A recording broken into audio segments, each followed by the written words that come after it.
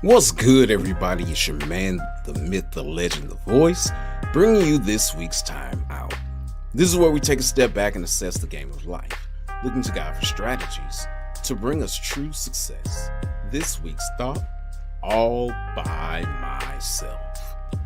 Saying this phrase may cause you to think of Celine Dion's remake or the cast of Glee. It may cause you to think of the original version, though. Eric Carmen released this song in December of 1975.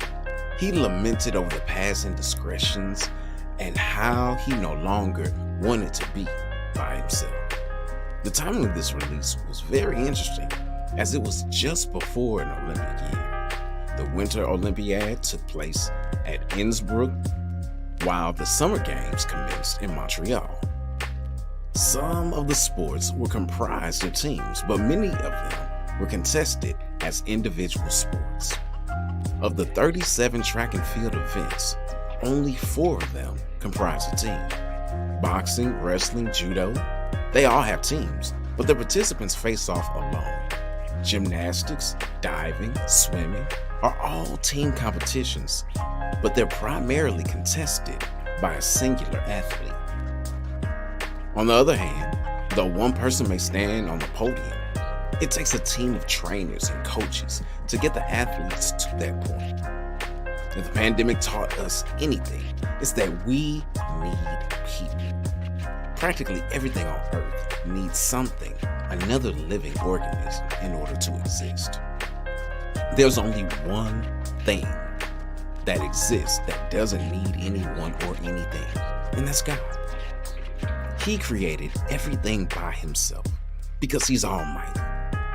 In the beginning, God made the heavens and the earth. He didn't form angels or man to assist in creation. He did it alone. In his omnipotence, he spoke worlds into existence, forming the cosmos. Hebrews chapter 11 verse 3 says, "By faith, we understand that the universe was formed at God's command, that what we now see did not come from anything that can be seen." Yes, we as human beings can make many things, but we need something to draw from in order to create them. Even if we're just drawing from our minds, they didn't come from just anywhere. In the creation process, he showed his love for us. He loves us so much that he doesn't desire to leave us alone. Even though our sin separates us from him, he wanted to be with us. So on day one, he made light. And light was the first thing that he said was good that he created. Well, what is light? John chapter 1, verse 1 and 4 says, "In the beginning was the Word already existed. The Word was with God, and the Word was God. The Word gave life to everything that was created, and his life brought light to everyone." See, the sun, moon, and stars weren't made until day 4. So when he said, "Let there be light," what he was making was the way out for us through the man Jesus, through the sacrifice that he would make for us on the cross.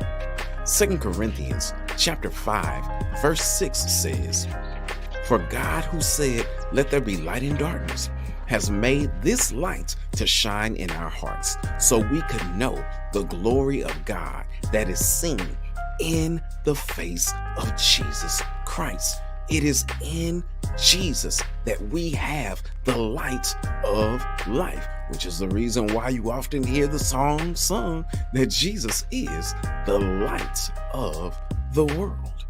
See, often we want to turn to the Lord after we've done all that we know how to do and we've messed things up. Then we want to go to God. That is the opposite way of doing things. His word says that in all our ways, we should acknowledge him, and he will direct our path. If we want to go the right way, we need to follow Jesus. The first good thing that he created was light. And the first thing that he stated was not good that he created was that man was alone. This is why we need to get together. physically if possible, in the same location, talking, hugging, shaking hands, doing things of that nature. But we need one another because we overcome by the blood of the Lamb and the word of our testimony. To do that, we've got to be around other people. So here's the plan. God did it all by himself. He doesn't need us, but he wants to be with us and made the way for this to happen on day one.